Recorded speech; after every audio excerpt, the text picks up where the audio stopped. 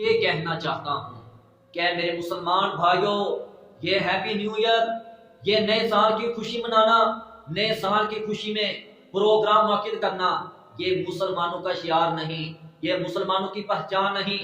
ہمیں کیا کرنا ہے میرے دوستو، میرے بھائیوں؟ یہ نیا سال ہمیں صرف اپنی زندگی میں گزرے ہوئے سال میں دنیا اور دنیاوی دونوں میدانوں میں اپنا محاسبہ کرنے کی طرف یہ نیا سال متوجہ کرتا ہے کہ اے بھائیوں، اے لوگوں، اے انسانوں، تم غور و فکر کرو کہ گزرے ہوئے سال میں تم نے کیا کھویا، کیا پایا۔ تم نے گزرے ہوئے سال میں کتنا اپنے رب کو راضی کیا اور کتنا ناراض کیا۔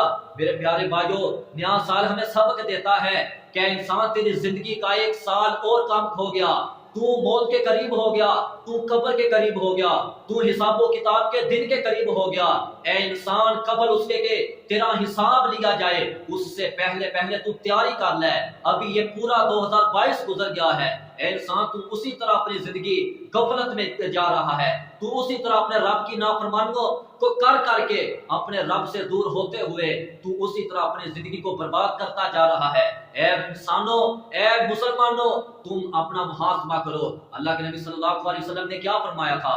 حاسبوا انفسکم قبل ان تحاسبوا، کہ اپنا تم خود محاسبہ کرو قبل اس کے کہ تمہارا حساب لیا جائے۔ میرے پیارے بھائیو، اللہ فرماتے ہیں والعصر، مجھے زمانے کی قسم ہے، ان الانسان لفی خسر، بے شک سراسر در حقیقت یہ انسان سراسر خسارے میں ہے، نقصان میں ہے، گھاٹے میں ہے، اور تم نئے سال کی خوشی منا رہے ہو۔